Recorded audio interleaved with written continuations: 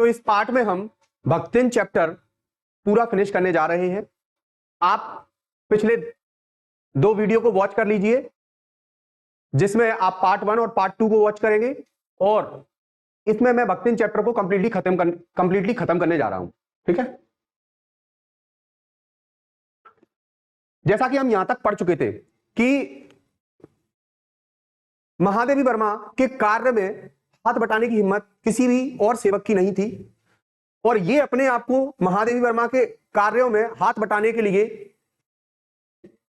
आगे रखती थी हमेशा अपने आप को कि मैं महादेवी वर्मा का हाथ बटा रही हूं तो मैं भी महान हुई। कौन? भक्तिन एक्चुअल में महादेवी वर्मा का हाथ तो नहीं बटा सकती थी, लेकिन फिर भी वो महादेवी वर्मा की किस प्रकार हेल्प करती थी वो हेल्प आपको बताई गई है। पर वह स्वयं कोई सहायता नहीं दे सकती। कौन स्वयं सहायता नहीं दे सकती? जो भक्तिन है वो महादेवी वर्मा को स्वयं कोई सहायता नहीं दे सकती। क्यों? ये भी तो पढ़ी लिखी नहीं है ना। इसे मानना अपनी हीनता स्वीकार करना है, लेकिन ये बात मानना कि मैं उसकी कोई सहायता नहीं कर सकती, इसका मतलब मैं अपने आप को हीन दिखा रही हूं, अपनी हीनता स्वीकार करना है। इसलिए वो इसको दूसरे तरीके से प्रस्तुत करती है कि मैं हीन नहीं हूं, मैं वो भक्तिन हूं जो महादेवी वर्मा की भी मदद कर सकती हूं। कैसे?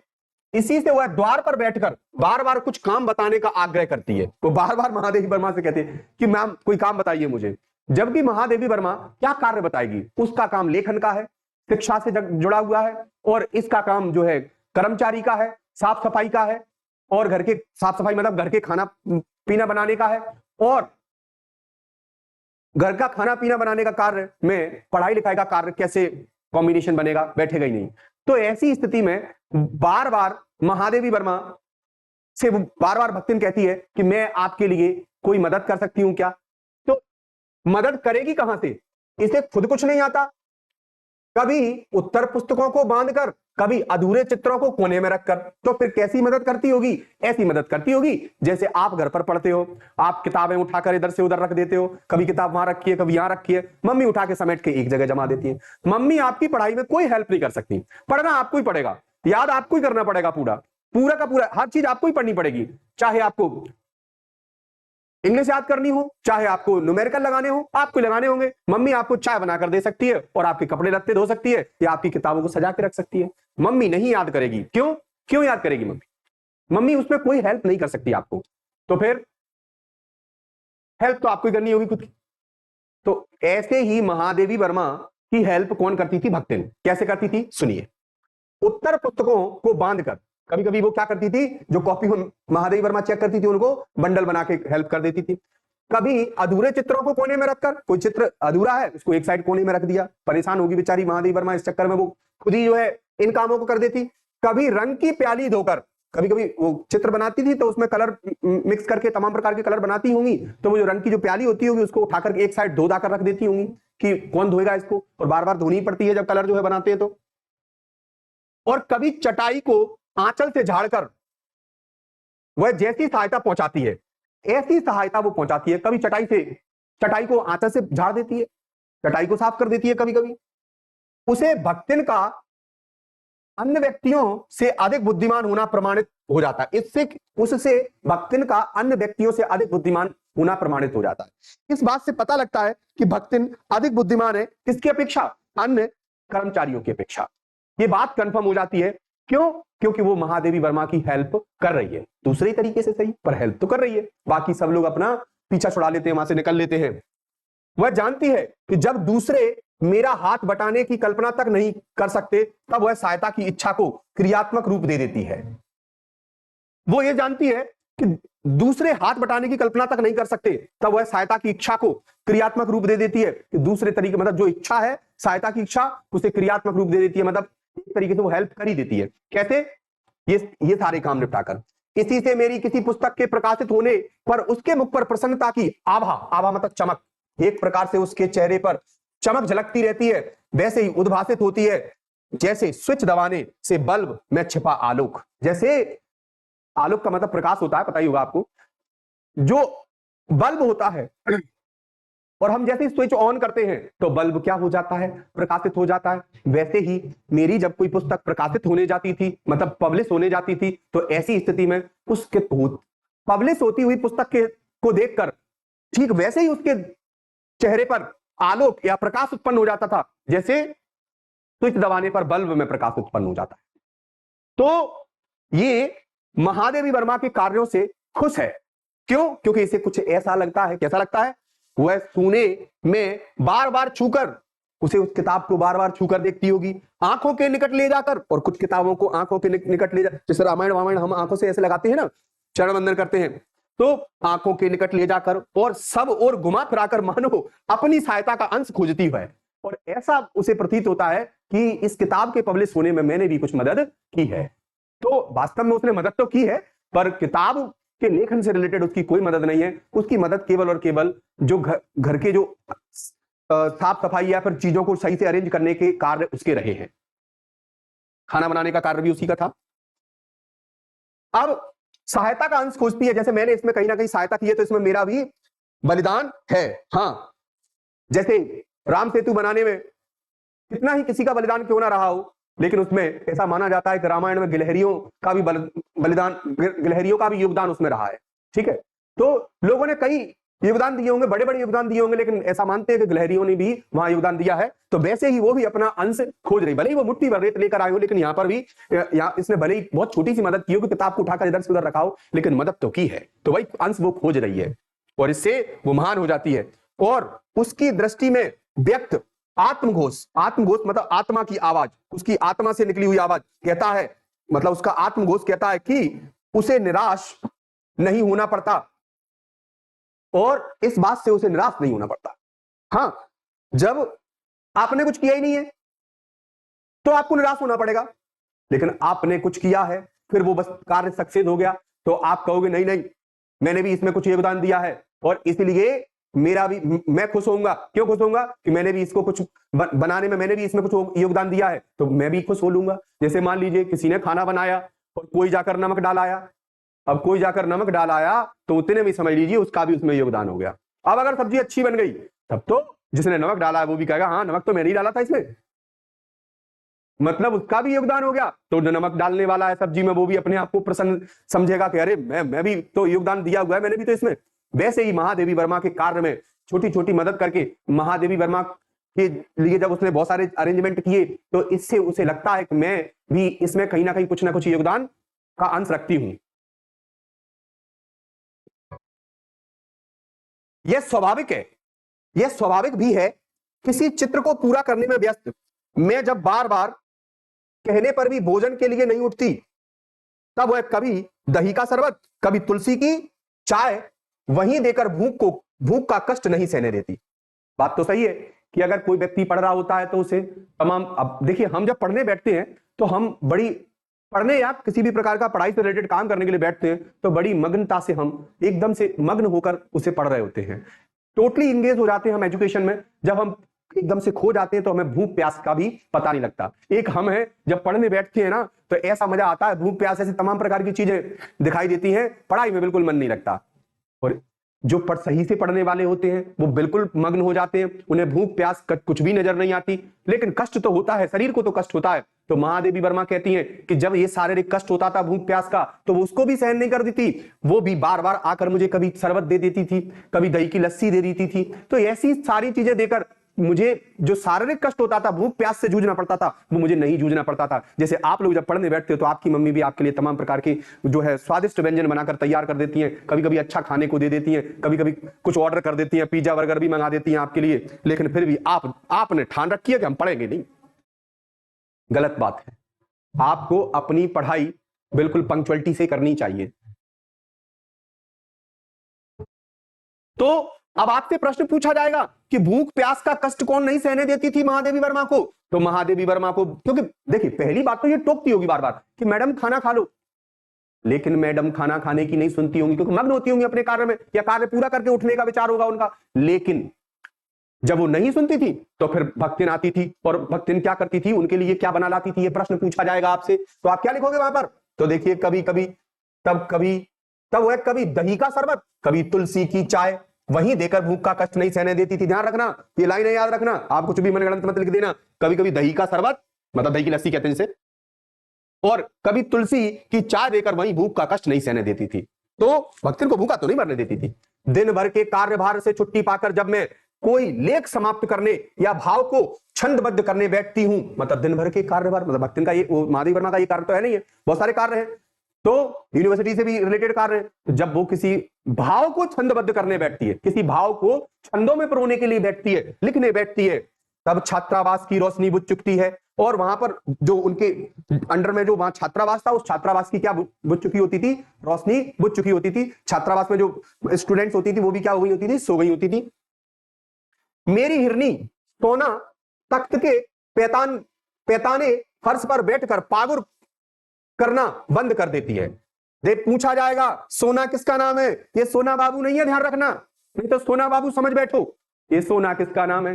हिरनी का। किसका नाम है? हिरनी का। तो वो क्या कह रही है? मेरी हिरनी सोना तख्त के पैताने फर्श पर बैठकर पागुर करना बंद कर देती है। ठीक, मतलब जो भी है, पागुर तो वैसे पैर के लिए होगा ये शब्द।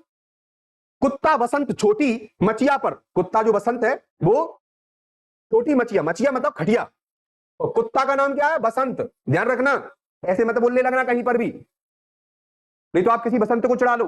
कुत्ते का नाम यहां पर बसंत है, ध्यान रखना। तो यहां पर हिरनी का नाम क्या है? हिरनी का नाम सोना है, और कुत्ता का नाम क्या है? बसंत है। बसंत एक ऋतु होती है। छोटी मचिया मतलब छोटी, जो मचिया मतलब खटिया, पर पंजों में मुख रखकर आंखें मूंद लेता है। मतलब देखो, जो वहां पर छात्रावास था उसकी भी रोशनी बुझ गई। ये बात आपको याद रखनी है। हिरनी सोना भी पागुर करना बंद कर देती है, और कुत्ता बसंत छोटी मचिया पर पंजों में मुख रखकर, मतलब अपने पंजों में मुख रखकर आंखें मूंद लेता है। और बिल्ली गोधूली, बिल्ली का नाम क्या रखा है? गोधूली, मेरे तकिए पर सिकुड़कर सो रहती है, मतलब सिकुड़कर सो जाती है। तो अब आप देखिए,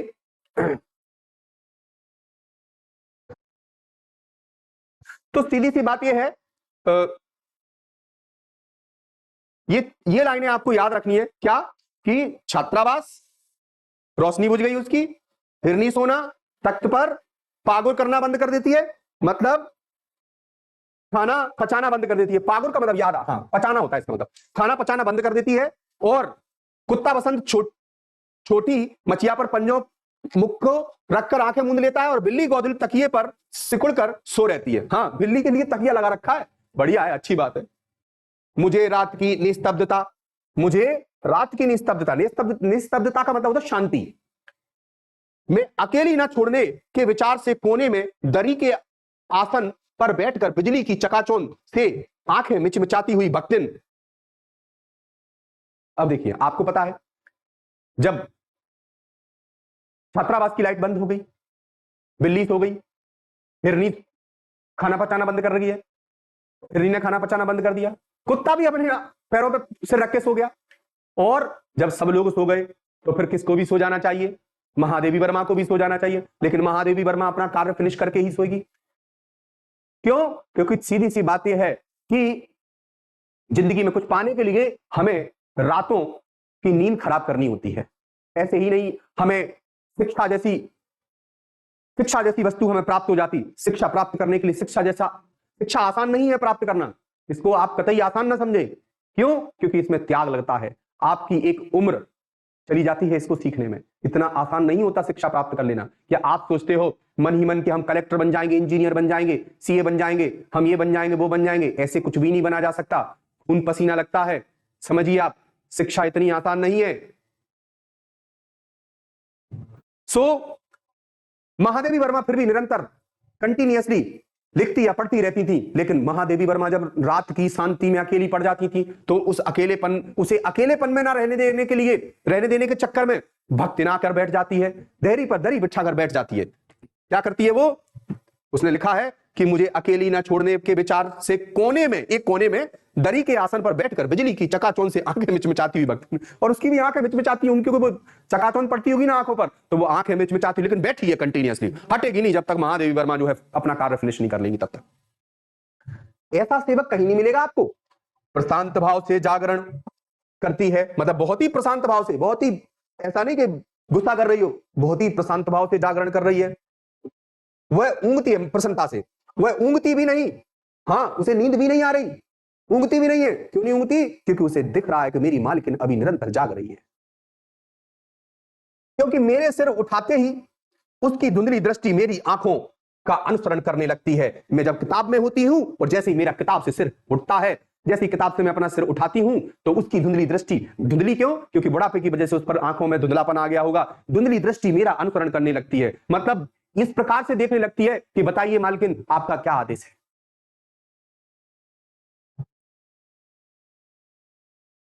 यदि मैं सिरहाने रखे रैक की ओर देखती हूं तो वह उठकर, मैं अगर जैसे पास में कोई रैक रखा हुआ है, सिरहाने, सिरहाने मतलब सिर के पास, अगर सिरहाने रखे हुए रैक की ओर देखती हूं तो वो रैक की तरफ पहुंच जाती है और कहने लगती है, वह उठकर आवश्यक पुस्तक का रंग पूछती है, क्योंकि पढ़ी लिखी तो है नहीं है कि भैया टाइटल देख के ले आएगी।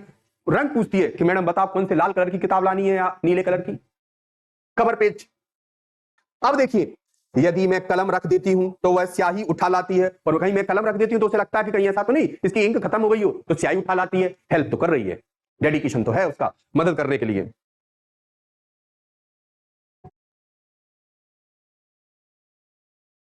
आगे सुनिए, यदि मैं कलम रख देती हूं तो वह स्याही उठा लाती है, और यदि मैं कागज एक और सरका देती हूं, अगर मैं कागज ही सरका दिया, लो पेपर ही सरका दिए एक साइड, जैसे ही मैं कागज सरकाती हूं तो वह दूसरी फाइल टटोलती है, उसे लगता है दूसरी फाइल, फाइल को तैयार करेंगे मैडम, तो दूसरी फाइल टटोलने लग जाती है, पता नहीं है कुछ भी। बहुत रात गए सोने पर भी मैं जल्दी ही उठती हूं, ये महादेवी वर्मा ने कहा है। कौन ने कहा? ये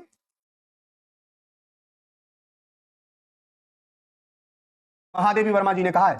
क्या कहा है? कि भले ही मैं रात्रि में देरी से सोऊं लेकिन फिर भी मुझे जल्दी ही उठना होता है।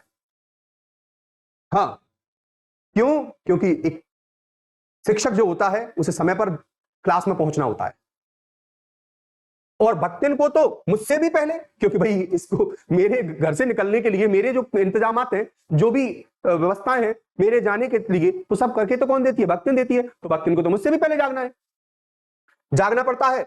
और एक और रखता है ना, सुबह जल्दी उठने पर इन्होंने कुछ जानवर भी तो पाल रखे हैं, तो जानवर पाल रखे हैं, तो इसमें सोना उछल कूद के लिए बाहर जाने को आकुल रहती है। अब बताइए सोना कौन है? वो सोना बाबू मत बोलना, सोना कौन है? चांदी? अरे सोना कौन थी? हिरनी थी। समझ में आया?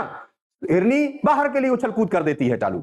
और बसंत नित्य कर्म के लिए, हाँ बसंत कुत्ते तो सुबह सुबह ले जाते हो ना पट्टा बांध के, हाँ मैंने देखा सुबह शाम फिरते हैं पट्टा बांध के कुत्ते को डुलाते हुए। क्यों? क्योंकि अगर उन्हें नहीं लेके गए तो रायता पूरे घर में फैला देंगे, इससे अच्छा है सुबह सुबह उन्हें कहां ले जाना पड़ता है? रोड पे ले जाना पड़ता है। और रोड पे भी न जाने कोई एक फिक्स प्लेस नहीं होती, तमाम जगह फिरते हैं, तब जाके वो के लिए दरवाजा खुलवाना चाहता है। क्यों? क्योंकि उसे जाना है बाहर, नहीं तो गड़बड़ कर देगा घर में। तो बसंत भी निरंतर नित्य कर्म के लिए, नित्य कर्म का मतलब जानते हो ना? हाँ, पट्टी वट्टी। और गोधूलिल, गोधूली चिड़ियों की चहचहाट में, हाँ गोधूली बिल्ली का नाम था, चिड़ियों की चहचहाट में शिकार का आमंत्रण सुन लेती है। काय का आमंत्रण सुन लेती है? कि हो सकता है चिड़ियों की चहचहाट में से कोई एक खास शिकार मिल जाए और बढ़िया सुबह सुबह ताजा मीट मिल जाए उसे खाने के लिए। मेरे भ्रमण की भी एकांत साथिन भक्तिन ही रही। अब वो लेखिका कहती है महादेवी वर्मा कि मेरे भ्रमण की एकांत साथिन, जहां जहां मैं गई उसकी साथिन, मेरी अकेली एक साथिन कौन रही? भक्तिन ही रही। हाँ, तो कम से कम अच्छा सुनिए, अगर ये भक्तिन नहीं मिलती तो ये तो बेचारी अकेली पड़ जाती। फिर इसकी और जो सहेलियां वो गाना और गाती, एक सहेली रो रही थी, उसका साथी कोई नहीं, चलो कम से कम उसका एक साथी तो मिल गया। कौन मिल गया महादेवी वर्मा को साथी? उसके अकेलेपन में एक साथी कौन मिल गया? तो वो थी भक्ति। बद्रीनाथ केदारनाथ आदि के ऊंचे नीचे और तंग पहाड़ी रास्ते में जैसे वह हट करके मेरे आगे चलती रही, वैसे ही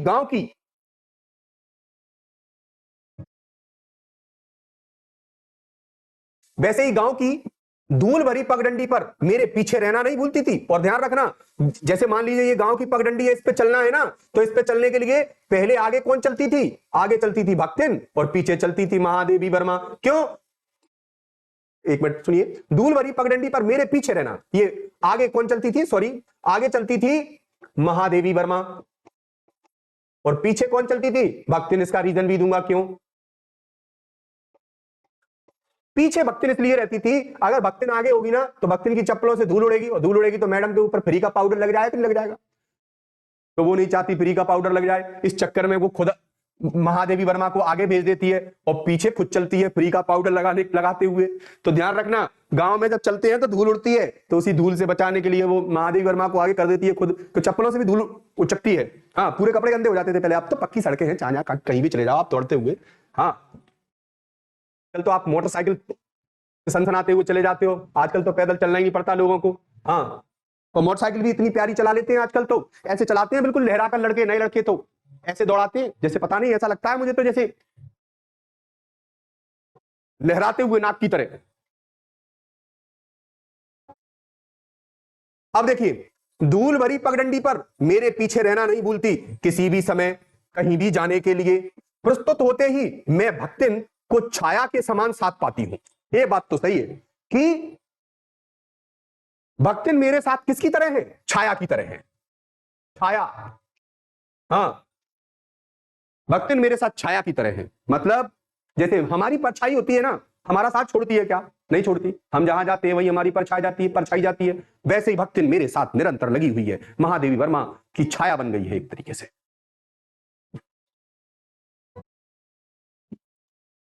आप जानते हो कि युद्ध को देश की सीमा में बढ़ते देख जब लोग आतंकित हो उठे, आपको पता है युद्ध चल रहे थे, वर्ल्ड वॉर चल रहे थे, तो युद्ध हमारे देश की सीमा में बढ़ रहा था। जब हमारे देश की सीमा में युद्ध बढ़ रहा था तो शहरों में सबसे पहले युद्ध पहुंचता है, गांवों की बजाय। तो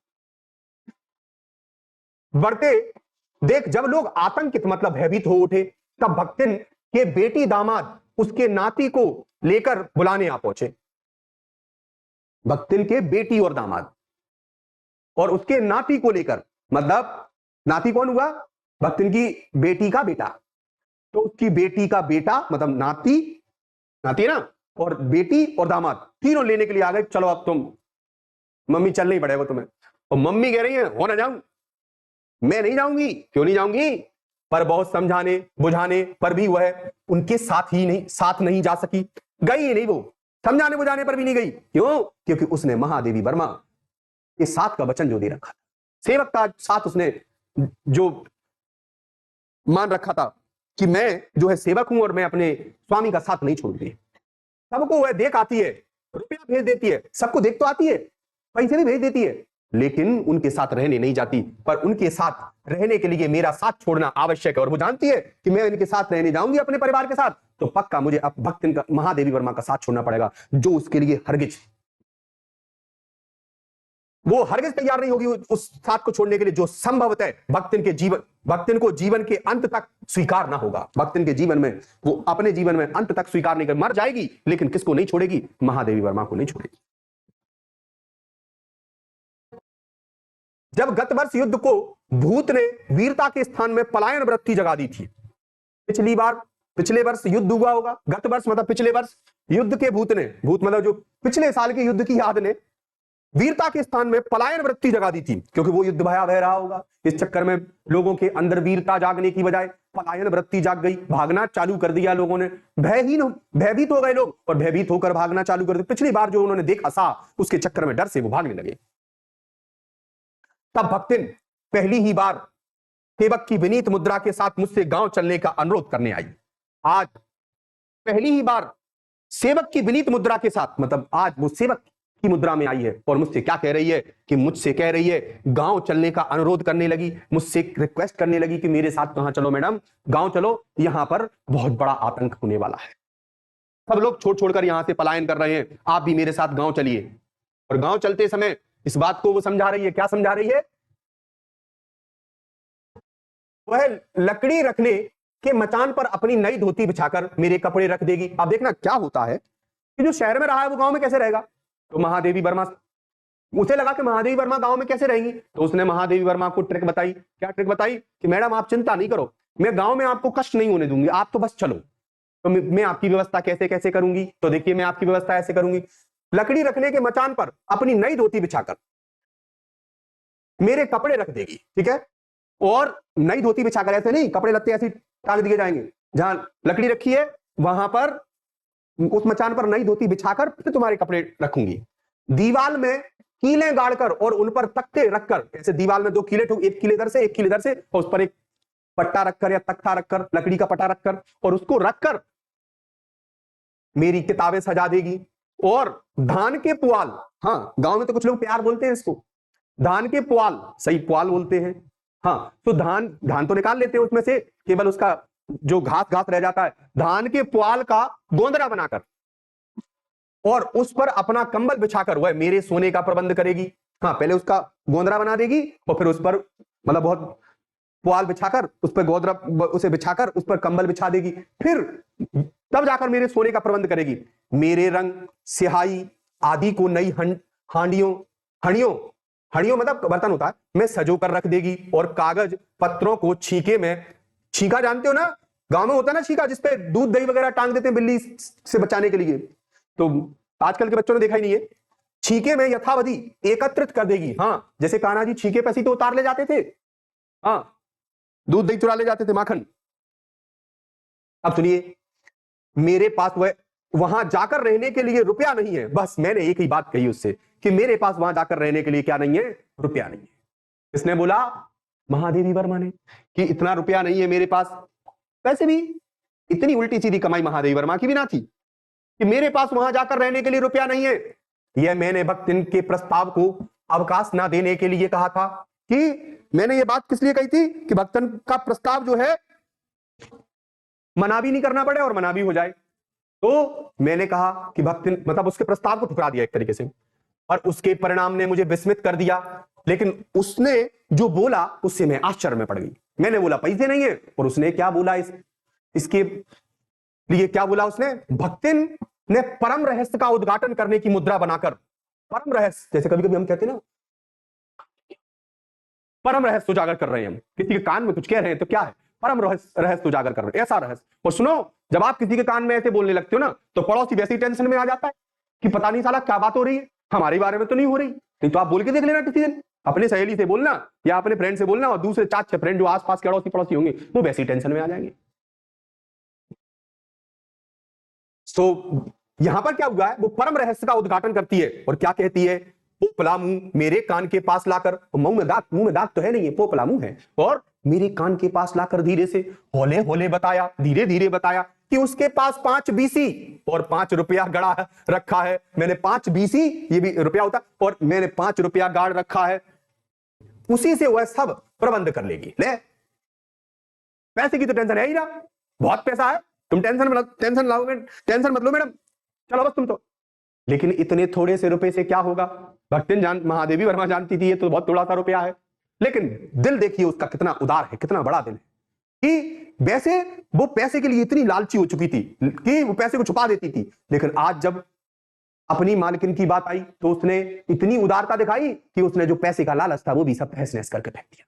कोई लालच नहीं मन में, ही इंसान होना चाहिए,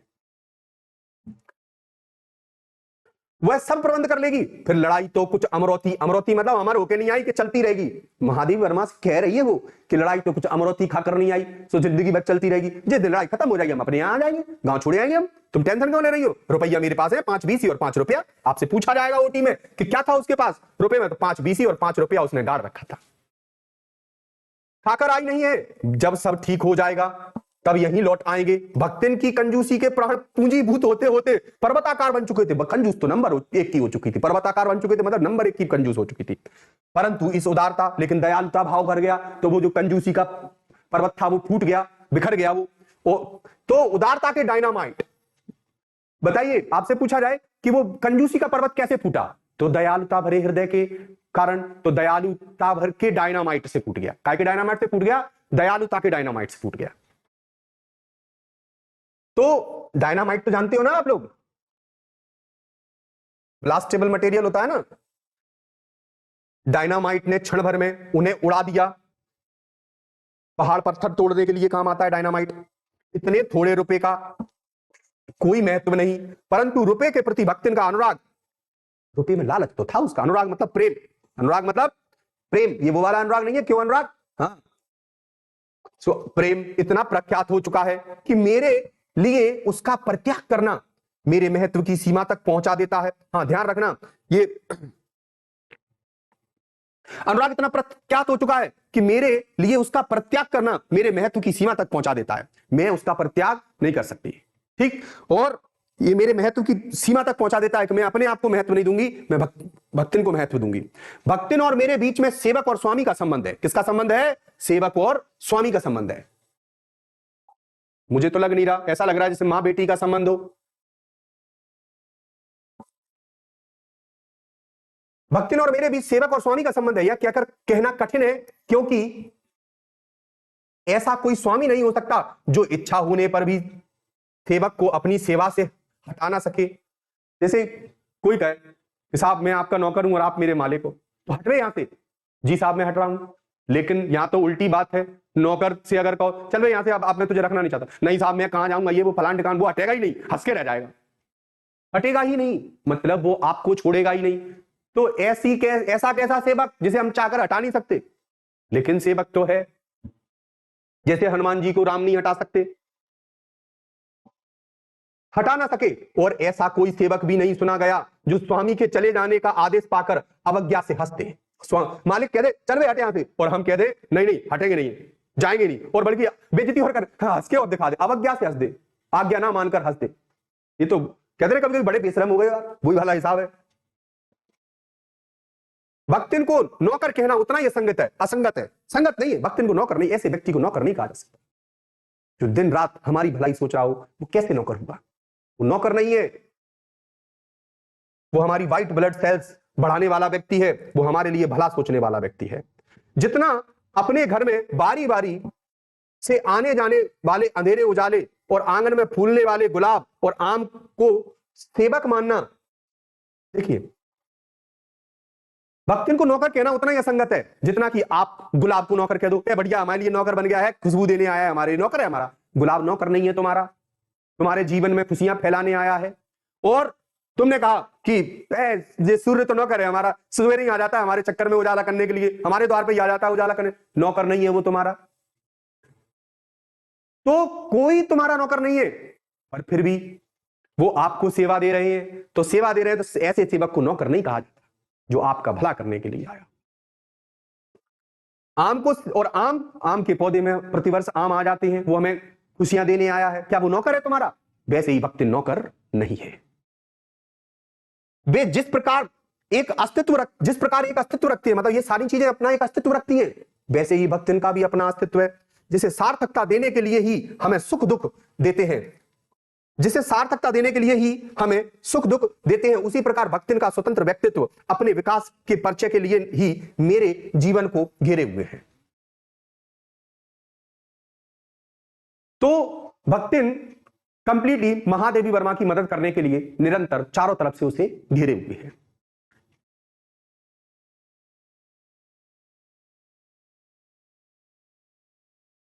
परिवार और परिस्थितियों के कारण स्वभाव में जो विषमताएं उत्पन्न हो गई हैं, स्वभाव में जो विषमताएं उत्पन्न हो गई हैं, उनके भीतर से एक स्नेह और सहानुभूति की आवा फूटती रहती है। इसी से उसके संपर्क में आने वाले व्यक्ति उसमें जीवन की सहज मार्मिकता ही पाते हैं। मैं आपको बताऊं, भक्तिन परिवार से अलग हो गई, स्वभाव उसका बदल गया। काहे के कारण बदला उसका स्वभाव? विषमताओं के कारण, कुछ तो परेशानियां रही होंगी, उस कारण भक्तिन का जो व्यवहार है वो एकदम से चेंज है। अब उसका व्यवहार कैसा है? टिट फॉर टैट, जैसे को तैसा। क्या? सुनिए, उनके भीतर से एक स्नेह और सहानुभूति की आवा फूटती रहती है। वैसे स्नेह और प्रेम की आवा तो है उसके अंदर से, वो हमेशा स्नेह और प्रेम ही फैला रही है, क्योंकि उसने कष्ट झेले हैं, परेशानियां झेली है, तो इस चक्कर में वो प्रेम बांटना चाहती है। लेकिन प्रेम भी जो ठीक है, उनके जो मालिकिन के लिए ठीक है, उनके लिए प्रेम है। इसी से उसके संपर्क में आने वाले व्यक्ति उसमें जीवन की सहज मार्मिकता ही पाते हैं, मर्म व्यथा ही पाते हैं, मर्म ही पाते हैं उसके जीवन में। छात्रावास की बालिकाओं में से कोई अपनी चाय बनवाने के लिए दहली पर बैठी रहती है, कभी कभी जैसे ही वो पूरे काम धाम निपटा लेती है, घर के खाना पाना पूरा हो जाता है, तो दहली पर कोई जो छात्रावास है उसकी जो कई स्टूडेंट आ जाती हैं और आकर क्या करती हैं, उनसे कहने लगती है, लो मैडम चाय, आंटी जी चाय बना दो। भक्तिन चाय बना के दे देती है उनको, मतलब बच्चों को हेल्प कर रही है। क्यों? क्योंकि उसने देखा है कि मेरे बच्चों ने सही तरीके से सुविधाएं नहीं देख पाई, मेरी लड़कियों ने सुविधाएं नहीं देख पाई, तो मैं वो लड़कियों में अपनी खुद की बच्ची, मतलब एक तरीके से वो यहां पर उसके अंदर एक मातृत्व भी झलक रहा है। दिल्ली पर बैठी रहती है, कोई बाहर खड़ी है, मेरे लिए बने नाश्ते को चक्कर उसके स्वाद की विवेचना करती रहती है। और कभी कोई आ जाती है जो महादेवी वर्मा के लिए नाश्ता बना, उसी को चख के, हम मैडम बहुत अच्छा खाना, बहुत अच्छा नाश्ता बनाया है आपने, भक्तिन आंटी जी आपने बहुत अच्छा नाश्ता बनाया है, इस तरीके से मेरे बाहर निकलते ही सब चिड़ियों के समान उड़ जाती हैं। और वैसे मैं जाती हूं तो सारी लड़कियां भी चली जाती हैं और भीतर आते ही यथास्थान विराजमान हो जाती हैं। इन्हें आने में रुकावट ना हो, संभवतः इसी से भक्तिन अपना दोनों जून मतलब दोनों टाइम का, जून मतलब टाइम है यहां पर, ये लड़कियां आती रहे टाइम टेबल से, अपने काम निपटवाती रहे, किससे? महादेव भक्तिन से। तो इस चक्कर में वो जो भी, देखिए जब लड़कियां बाहर हॉस्टल वगैरह में रहने जाती हैं तो उनकी भी कुछ प्रॉब्लम होती है, तो उन प्रॉब्लम को सुलझाने के लिए वो किसके पास आ जाती है? कभी कभी भक्तिन के पास आ जाती है, कभी कभी चाय पानी ऐसे, कोई कभी कभी बुखार भी आ जाता है, कोई बीमार भी हो जाता है, तो ऐसी मदद लेने के लिए वो किसके पास आ जाती है? तो उनकी मदद करने के चक्कर में वो अपने दोनों टाइम का खाना एक ही टाइम बनाकर रख देती थी। हो सकता है कि शाम के टाइम इन लड़कियों की मदद करनी पड़े, तो इस चक्कर में इसी से भक्तिन अपना दोनों जून का भोजन, दोनों टाइम का भोजन, दोनों समय का भोजन सवेरे ही बनाकर ऊपर के आले में रख देती है। कौन से आले में रख देती है? आला मतलब जानते हैं ना, जो घर में होता है। और खाते समय चौके का एक कोना धोकर पाक छत के सनातन नियम से समझौता कर लेती है। हाँ, सनातन नियम से समझौता कर ले, टाटा बाय बाय। शाम के टाइम एक कोना धो देती है खाते समय चौके का एक कोना धोकर पाक छत के सनातन नियम से समझौता कर लेती है। क्यों? चौका लगाना नहीं पड़ता। क्यों लगाना पड़ेगा जब खाना नहीं बनाया? खाना तो एक ही टाइम बनाता। मेरे परिचितों, अब देखना, जैसा कोई महादेवी वर्मा के साथ करेगा वैसा ही वो कौन के साथ व्यवहार करेगी? उस व्यक्ति के साथ व्यवहार करेगी भक्तिन। मेरे परिचितों और साहित्यिक बंधुओं, मेरे मतलब जो परिचित थे महादेवी वर्मा के, से भी भक्तिन विशेष परिचित है, सबसे परिचित हो गई है, पर उनके प्रति भक्तिन के सम्मान की मात्रा, काय की मात्रा? सम्मान की मात्रा मेरे प्रति उनके सम्मान की मात्रा पर निर्भर है कि तुम जैसा मेरी मालकिन के साथ व्यवहार करोगे वैसा ही मैं तुम्हें सम्मान दूंगी।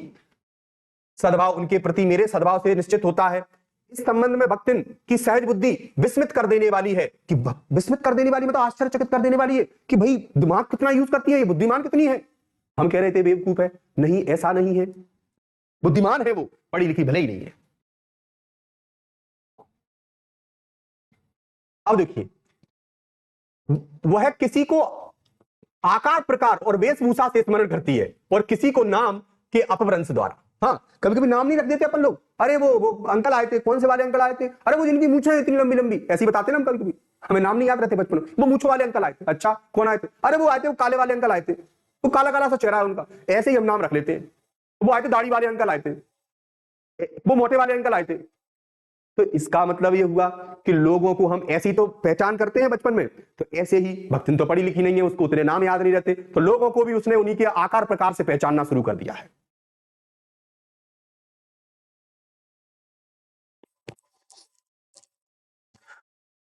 कवि और कविता के संबंध में उसका ज्ञान बड़ा है। कभी कभी तो अपभ्रंश से जानती है, लोगों के अपभ्रंश से जानती है, नाम नहीं ले पाती तो किसी का नाम कुछ भी लेने लगती है।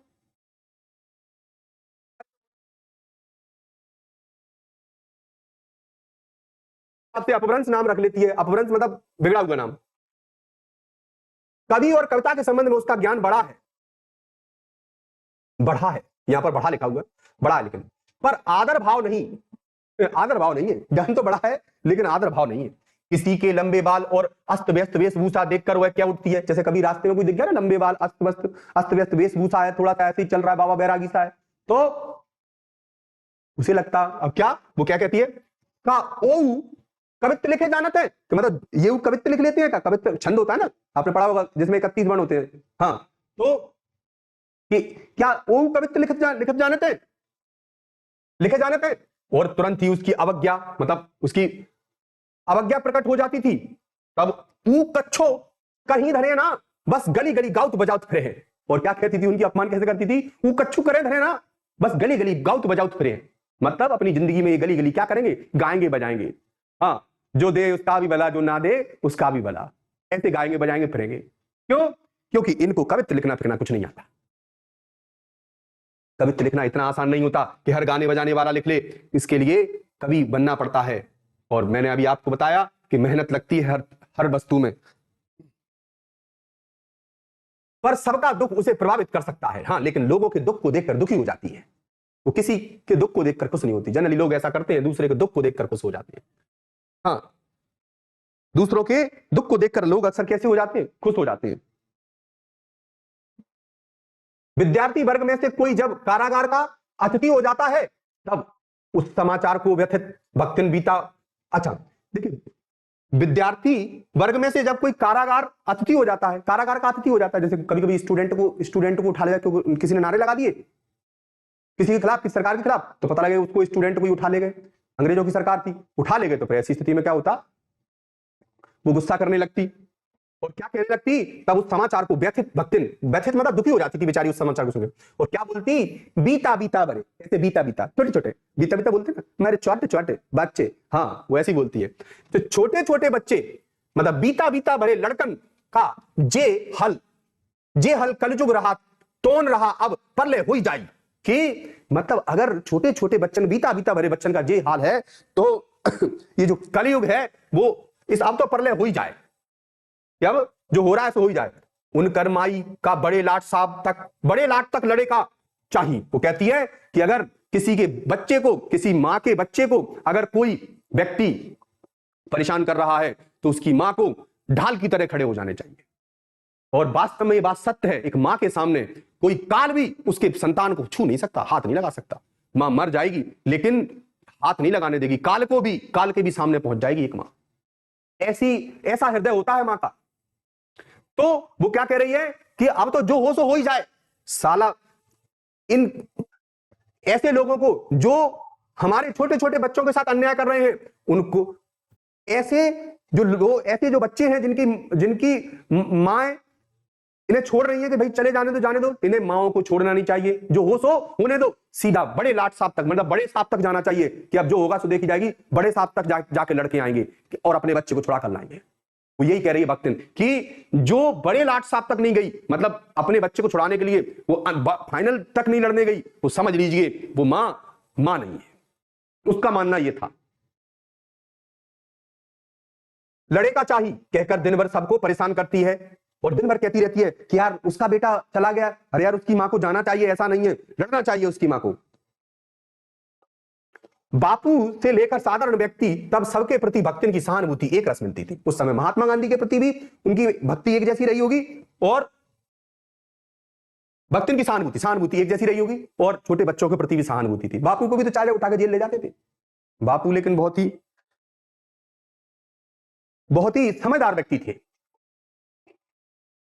तब सबके प्रति भक्तिन की सहानुभूति एक रस मिलती है, एक जैसी मिलती है।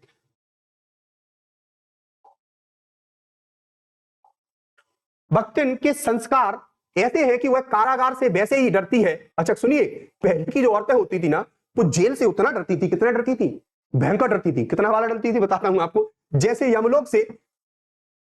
लोग बाग यमलोक से डरते हैं। कुछ ऐसे होते हैं बहुत ही बूढ़े बाड़े लोग जो होते हैं ना, जिन्हें अब अंतिम यात्रा करनी चाहिए, वो यमलोक से ऐसे डरते हैं जैसे यमराज जी आएंगे नहीं उन्हें लेने के लिए। ऊंची दीवार देखते ही, जैसे यमलोक से ऊंची दीवार देखते ही वो आंख मूंदकर बेहोश हो जाना चाहती है, और ऊंची दीवार देखकर वो क्या करती है, आंख मूंदकर बेहोश हो जाना चाहती है। उसकी यह कमजोरी इतनी प्रसिद्धि पा चुकी है कि लोग मेरे जेल जाने की संभावना बताकर उसे चिढ़ाते रहते हैं। मतलब भक्तिन का डर पता लग गया उन्हें कि जेल से वो डरती है, तो इस चक्कर में सब लोग, अपनी मालकिन को तो जेल बिल्कुल नहीं जाने देना चाहती वो, तो वो क्या कहती है कि तुम्हारी मालकिन जेल जाने वाली है, तो वो भयंकर डर जाती है, टेंशन में आ जाती है ऐसा नहीं हो सकता। और लोगों ने बढ़िया उसको, जब कोई डरता है ना तो उसका और मजा उड़ाते हैं और मजाक उड़ाते हैं उसका, लोग उसे चढ़ाने लगे हैं फायदा उठाकर उसका।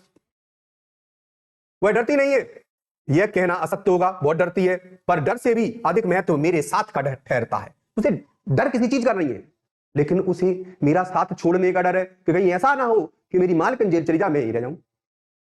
वो भी जेल जाना चाहती है। चुपचाप मुझसे पूछने लगती है कोई अपनी धोती साबुन से साफ कर ले, मतलब ऐसा ना हो, वो अपनी धोती को साबुन से साफ करके कहना चाहती है, वो कहना चाहती है वहां जाकर बेइज्जती नहीं हो कि कैसी सेवक है महादेवी वर्मा की, गंदे कपड़े पहने, तो मैं पहले ही से एक धोती साफ करके रख देती हूँ साबुन से, मैं साथ चलूंगी, तेरे ही संग चलूंगी रे, ऐसे कह रही है वो। चुपचाप मुझसे पूछने लगती है कोई अपनी काय धोती, काय मतलब कितनी, धोती साबुन से साफ करके कर ले, जिससे मुझे वहां उसके लिए लज्जित ना होना पड़े, जिससे महादेवी वर्मा को भी इज्जत ना होना पड़े। कैसी गंदी साड़ी पहन के सेवक आ गई है, क्या क्या सामान बांध ले, और कौन कौन सी सामान पोटली में बांध के रख ले, जिससे मुझे वहां किसी प्रकार की असुविधा ना हो सके, और जिससे महादेवी वर्मा को वहां क्या ना हो, किसी प्रकार की परेशानी ना हो। सामान बता दो मैडम, काका बांध लू।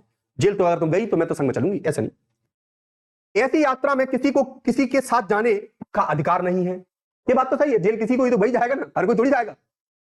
ये आश्वासन भक्तिन के लिए कोई मूल्य नहीं रखता, लेकिन उससे अगर तुम कहो ना कि मैं नहीं तुम नहीं जा पाओगी, तो उसके लिए कोई मूल्य रखता है। हाँ जाऊंगी, चाहे भले बड़े लाट साहब को मुंह क्यों नहीं फोड़ना पड़े, तो डालेंगे जेल में, जाऊंगी तुम्हारे संग में।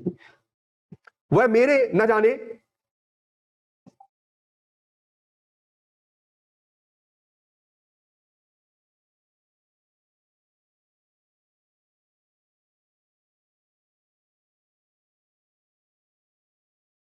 वह मेरे न जाने की कल्पना से इतनी प्रसन्न नहीं होती।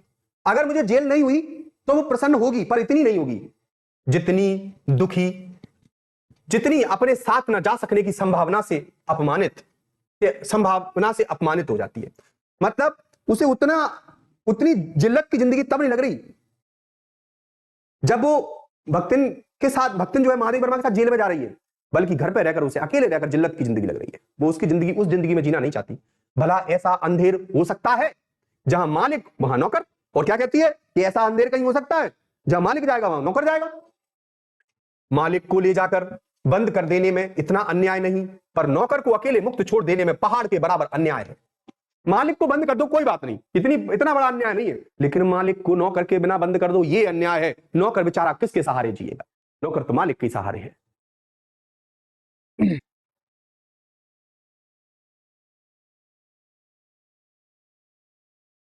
ऐसा अन्याय होने पर भक्तिन को बड़े लाट साहब तक लड़ना पड़ेगा। किसी की माई यदि बड़े लाट तक नहीं लड़ी तो नहीं लड़ी, पर भक्तिन का तो बिना लड़े काम ही नहीं चल सकता। वो कहती है किसी की माई बड़े लाट तक नहीं लड़ी तो वो क्या ही लड़ी नहीं प्रभु। लेकिन मैं अगर महादेवी वर्मा को जेल हुई और महादेवी वर्मा को अकेले को लेके गए तो डेफिनेटली मैं बड़े लाट साहब तक लड़ जाऊंगी, मैं मानूंगी नहीं। क्यों? क्योंकि वो अपने आप में जिद्दी तो है। ऐसे विषम प्रतिद्वंदियों